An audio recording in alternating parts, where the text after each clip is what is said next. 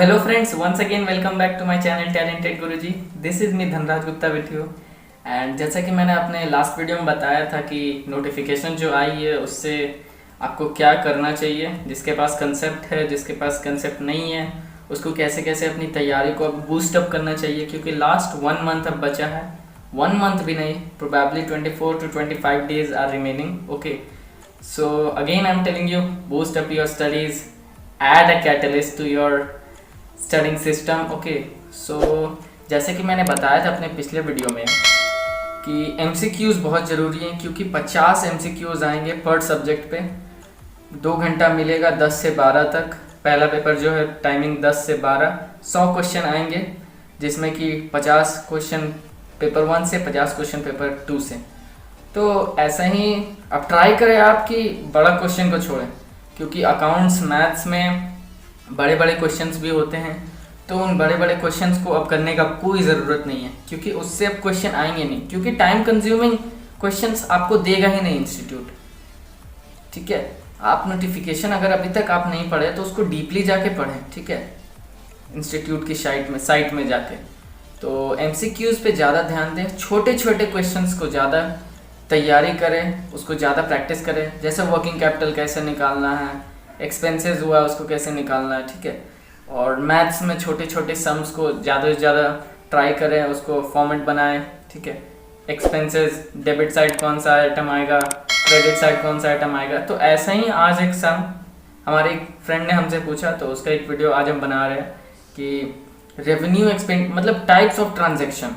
उसमें दो ट्रांजेक्शन आएंगे, रेवेन्यू और कैपिटल. ठीक है, तो उसी का बाइफर्केशन आज वीडियो में मैं बताऊंगा, जो कि इस क्वेश्चन से 5 to 6 मार्क्स का MCQs श्योर है man. It's a sure 5 to 6 marks question sure है इस टॉपिक से. तो इस वीडियो को पूरा देखें और इस वीडियो को पूरा समझें, क्योंकि 5 to 6 मार्क्स का क्वेश्चन का सवाल है ये. तो इस वीडियो में बरकरार रहें, एंड तक ज़रूर देखें. 2 types of transaction. Firstly, capital transaction, and second is revenue transaction. Now, what are capital transaction? Those transactions having long-term effects are known as capital transaction. हर कोई ऐसा ट्रांजैक्शन, हर कुछ भी ऐसा ट्रांजैक्शन जो कि हम करते हैं, जो कि लंबे समय तक, मोर than 1 year, 2 year, 2 financial years, 3 financial years तक उसका इफेक्ट रहता है, उस ट्रांजैक्शन को हम कैपिटल ट्रांजैक्शन कहते हैं. Simple and easy. Now, what is revenue transaction? Those transactions having short-term effects are known as revenue transaction. ऐसा कोई भी ट्रांजैक्शन जिसका इफेक्ट लेस देन 1 year और लेस देन 6 month का रहता है, उस तरह का ट्रांजैक्शन को हम लोग रेवेन्यू ट्रांजैक्शन कहते हैं. तो कैपिटल ट्रांजैक्शन बहुत तरह के होते हैं. उसमें एक टाइप है capital expenditure. Now what is capital expenditure friends? आता है आपको? हाँ सर आता है. फिर भी एक बार पढ़ें sir. Those expenditure which are incurred on the purchase, alteration और improvement of fixed assets. ऐसा कोई भी एक्सपेंडिचर जो हम खर्चा करते हैं कुछ भी चीज़ खरीदने के लिए, या कुछ भी चीज़ बदलने के लिए, ऑल्ट्रेशन या इम्प्रूवमेंट मतलब कुछ सुधार लाने के लिए, ऐसा कोई भी लॉन्ग टर्म ट्रांजैक्शन को हम क्या कहते हैं? Capital expenditure. एग्जाम्पल, बहुत ईजी एग्जाम्पल मैंने लिया, तुरंत आपको समझ में आएगा. एग्जाम्पल पे फ्रेंड्स मेरा ज़्यादा फोकस करें. मैंने अपने एथिक्स वाले वीडियो में भी बताया था, एग्जाम्पल आप अगर समझ जाएंगे तो ऑल द 7 प्रिंसिपल्स भी क्लियर है. ठीक है, coming on to capital expenditure का जो एग्जाम्पल है, ये देखो, purchased a car to deliver some goods. ठीक है, यहाँ पे एक्सपेंडिचर हो रहा है, हम लोग कुछ खरीदे हैं, ये एक तरह से एक्सपेंडिचर है. लेकिन क्यों खरीदे हैं? सामान डिलीवर करने के लिए.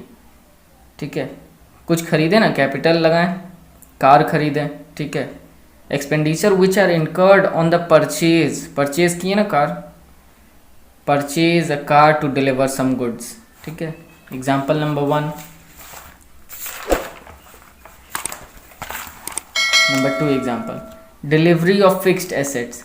फिक्स्ड एसेट को अगर आप रहते हैं कोलकाता में और मेरे पास कुछ ऐसा ह्यूज बड़ा एसेट है, मशीनरी है, और मैं रहता हूँ बेंगलोर में, तो उसको डिलीवर करने के लिए जो एक्सपेंसेस लगता है उसी को तो कहते हैं डिलीवरी ऑफ फिक्स्ड एसेट में जो एक्सपेंडिचर लगा. ठीक है, फिर जो मशीन आपके पास आया कोलकाता में, उसको इंस्टॉल भी तो करना पड़ता है. तो इंस्टॉल क्या आप खुद से कर लोगे? बड़ा मशीन है तो उसके लिए भी अलग एक आर्किटेक्ट लगता है, लेबर्स लगते हैं. ठीक है, इंजीनियर्स लगते हैं. तो उस इंजीनियर को भी तो आप कुछ पेमेंट करते होगे, वेजेस देते होगे, सैलरीज देते होगे, है ना, कि खुद से पेमेंट कर लेते हो, खुद से फिट कर लेते हो, तो उस वो भी तो एक तरह से एक्सपेंडिचर है। लेकिन आप क्या फिक्स कर रहे हो, एक फिक्स्ड एसेट जो कि आपको 5 साल 10 साल 20 साल तक आपको वो हेल्प करेगा प्रोडक्शन करने में, ठीक है। तो यहाँ पे हम एक्सपेंडिचर का बात कर रहे हैं, improvement of fixed asset. Machine आपका ख़राब हो रहा, ठीक है, रिपेयर नहीं, इम्प्रूवमेंट। मशीन में आपको एक और पार्ट लगाना है, तो उस मशीन का और बाइफर्केशन, इम्प्रूवमेंट हो रहा, ठीक है। तो उस इम्प्रूवमेंट को करने के लिए जो भी एक्सपेंडिचर, जो भी एक्सपेंसेस लगता है, वो भी तो कैपिटल एक्सपेंडिचर में आएगा सर। हाँ, 5वां एग्जाम्पल देखते हैं सर। बहुत तरह के एग्जाम्पल है, टोटली CMA के मटेरियल से मैं आपको बता रहा हूँ, ठीक है। Legal cost of buying property. कोई भी फिक्स्ड प्रॉपर्टी आप खरीद रहे हो, जैसे लैंड को खरीदने के लिए आपको बहुत सारा एक्सपेंसेस भी पहले पेमेंट करना पड़ता है सर। हाई कोर्ट में जाना पड़ता है, ये पेपर खरीदो, वो पेपर खरीदो, लॉयर को दो, जो आपको कागजात बना के देता है उसको भी तो पेमेंट करना पड़ता है एक तरह से, ठीक है। It's lump sum more than 1 lakh payment, okay. तो it's also an expenditure for buying a fixed asset, that is a land, ठीक है। लैंड को खरीदने में बहुत सारा एक्सपेंडिचर लगता है, वो एक्सपेंडिचर भी कहाँ आएगा सर, कैपिटल एक्सपेंडिचर, ठीक है। आर्किटेक्ट फी, जैसे मैंने आपको बताया था, आप तो खुद से मशीन को सेट नहीं करोगे ना, आर्किटेक्ट से ही सेट कराओगे, इंजीनियर लगेंगे। तो वो आर्किटेक्ट को जिसको आप फीस दोगे, पेमेंट करोगे, वो भी एक तरह से आपके लिए एक्सपेंडिचर हुआ ना। आपको कुछ मिल थोड़ी रहा है, लेकिन फिर भी आपका मशीन सेट हो रहा है, फिक्स्ड एसेट है वो। तो हर वो सिचुएशन जो कि आपको फिक्स्ड एसेट से रिलेट करता है, हर वो एक्सपेंडिचर, वो एक्सपेंडिचर को हम क्या मानेंगे, कैपिटल एक्सपेंडिचर, ठीक है। एग्जांपल्स पे ज़्यादा ध्यान दें। रेवेन्यू एक्सपेंडिचर पे बढ़ते हैं। These are those types of expenditure which are incurred in running management of business. मतलब डे टू डे बिजनेस आप खोल लिए हो, ओपन चल रहा है, लेकिन डे टू डे बिजनेस चलाने के लिए भी बहुत सारा एक्सपेंडिचर, रनिंग कैपिटल लगता है, ठीक है। उन तरह के एक्सपेंडिचर को हम क्या बोलते हैं, रेवेन्यू एक्सपेंडिचर, जो डे टू डे रनिंग के लिए ज़रूरत पड़ता है। एग्जांपल्स देखिए। Number 1, maintenance of fixed asset. Fixed asset में रोज़ ग्रीस डालना पड़ता है, पेट्रोल डालना पड़ता है, डीजल डालना पड़ता है, इलेक्ट्रिसिटी लगता है, ये तरह रेवेन्यू एक्सपेंडिचर हो गया। मशीन चल रहा है, उससे आपका प्रोडक्शन तो हो रहा है ना। प्रोडक्शन क्यों हो रहा है, क्योंकि उससे तेल से चल रहा है, बिजली से चल रहा है, तो हर वो तो बिजली बिल आ रहा है, पेट्रोलियम का बिल आ रहा है, ठीक है। तो वो बिल भी क्या है, रेवेन्यू एक्सपेंडिचर। क्यों, क्योंकि वो day to day running business के लिए है, ठीक है। Coming on to second example, administration of business.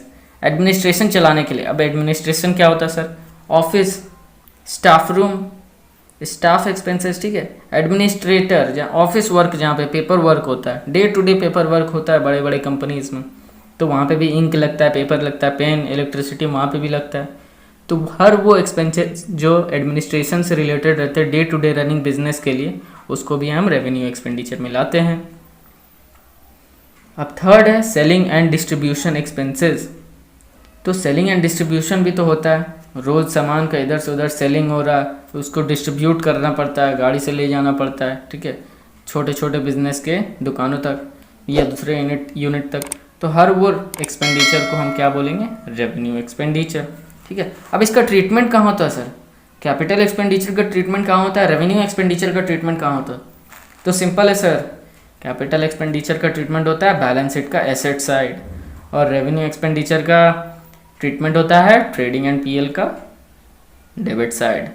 अब आप ये पूछोगे कि बैलेंस शीट का एसेट साइड कौन सा क्या होता है, डेबिट होता है, क्रेडिट होता है, तो सर मेरा एक क्लियर ओपिनियन है, आप सीए में छोड़ दो ठीक है, खैर मजाक कर रहे थे। तो होप आपको ये वीडियो समझ में आया होगा, डिफरेंस समझ में आ गया होगा। ये वीडियो से अगर आप देख लोगे तो 4 to 5 मार्क्स आपका क्लियर कंफर्म है। इससे एमसीक्यू आएंगे सर, कुछ भी पूछ सकता है, ये एक्सपेंसेस हुआ, ये कौन सा एक्सपेंसेस है, रेवेन्यू एक्सपेंडिचर है या कैपिटल एक्सपेंडिचर है। हम सामान यहाँ से वहाँ पहुँचाने के लिए, ट्रांसफ़र करने के लिए गुड्स को एक गाड़ी खरीदे, तो ये कौन सा एक्सपेंडिचर हुआ, रेवेन्यू की कैपिटल, ऐसा क्वेश्चन आ सकता है। क्योंकि टाइम कम है, पर क्वेश्चन पे आपको लेस देन 1.5 मिनट्स मिलेगा, इसीलिए छोटा क्वेश्चन पे ज़्यादा ध्यान दें और एमसीक्यू पे ज़्यादा ध्यान दें, ठीक है। तब तक के लिए thank you, tata, take care.